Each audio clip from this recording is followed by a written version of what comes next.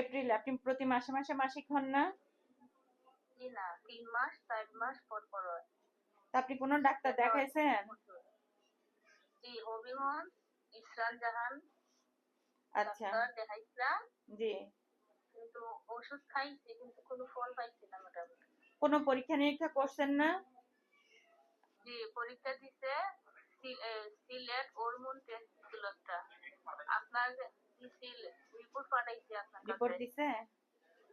আচ্ছা, জি, আপনার রিপোর্ট গুলা দেখছি, দেখে আমি আপনার সাথে কথা বলবো। আগে অজয়ের রিপোর্ট গুলো দিয়ে দিও, বুঝছেন? আপনার রিপোর্ট গুলো দেখে আবার কথা বলতেছি। আপনার আচ্ছা ওজন ম্যাডাম। কেমন? জি, আপনার ওজন কেমন? ওজন?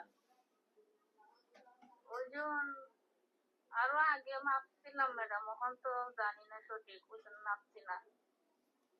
আচ্ছা, ঠিক আছে। এখন মাসিক ঠিক মতো হন না, আগে মাসিক ঠিক মতো হইতে হবে। মাসিক ঠিক মতো হওয়ার জন্য আপনাকে রেগুলার 1 থেকে দেড় ঘন্টা চেষ্টা করবেন হাঁটার জন্য।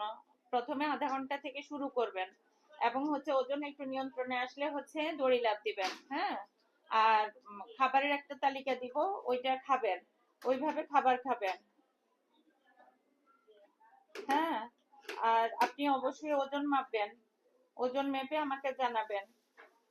রেগুলার এক্সারসাইজ করতে হবে, 1 ঘন্টা পর্যন্ত হাঁটার চেষ্টা করবেন। চিনি মিষ্টি জাতীয় খাবার খাবেন না, বার্গার, পিৎজা, চিকেন ফ্রাই এগুলো কিছু খাওয়া যাবে না, বুঝছেন?